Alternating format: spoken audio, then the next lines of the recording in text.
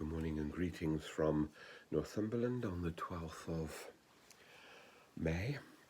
A sunny morning again, but not as bright as many. Today in the Church of England we commemorate a man who died in 1952, a couple of years before I was born. A man called Gregory Dix, who was a monk at Nashdom Abbey and who was a liturgical scholar. And he wrote and published in 1945 a book called The Shape of the Liturgy, which was about the Eucharist. And this was a very influential book in the last century. But above all, it spoke about the centrality of the Eucharist as a way of the world to come to God and God to come to the world. In this, he followed the ideas of the Eastern Church as well as the Western Church. And his work helped us, particularly in the Church of England, to draw again to the Eucharist as the central act of worship. And there's a long but a purple passage that he wrote that I always like to read today, and I'm going to share it with you. He's writing about the significance of the Eucharist and of Christ's command throughout the ages. Was ever another command so obeyed? For century after century, spreading slowly to every continent and country, and among every race on earth, this action has been done in every conceivable human circumstances, for every conceivable human need, from infancy and before it to extreme old age and after it, from the pinnacle of earthly greatness to the refuge of fugitives in the caves and dens of the earth.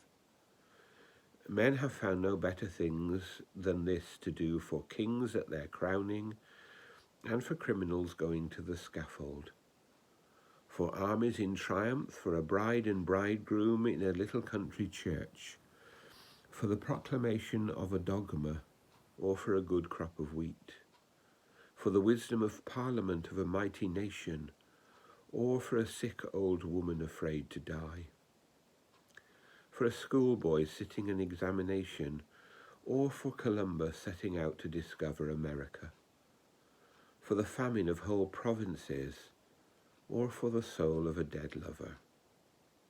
In thankfulness because my father did not die of pneumonia, for a village headman much tempted to return to fetch because the yams had failed, because the Turk was at the gates of Vienna, for the repentance of Margaret, for the settlement of a strike, for a son for a barren woman, for Captain So-and-so wounded and a prisoner of war, while lions roared in the nearby amphitheatre, on the beach at Dunkirk, while the hiss of scythes in the thick June grass came faintly through the windows of the church. Tremulously by an old monk on the 50th anniversary of his vows, furtively by an exiled bishop who had hewn timber all day in a prison camp near Murmansk, gorgeously for the canonization of St. Joan of Arc.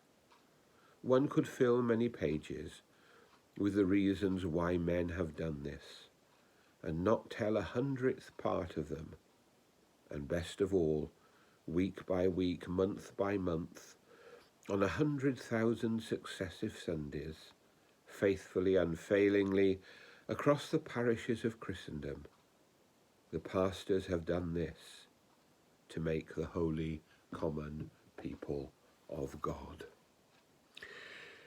It's a long passage, but think of it in this way in our own age.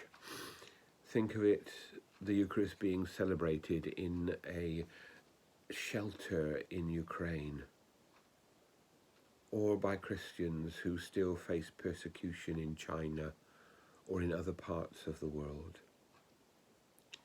The Eucharist is the way in which we are fed and made into the people of God, the holy common people of God, as Dick says. That's why I am still irked by the fact that we could not celebrate the Eucharist during COVID. because this is God's gift to us. This is God's way for us. And this is the way in which we come to him and are fed by him. May God bless us. May God bless the people of Ukraine.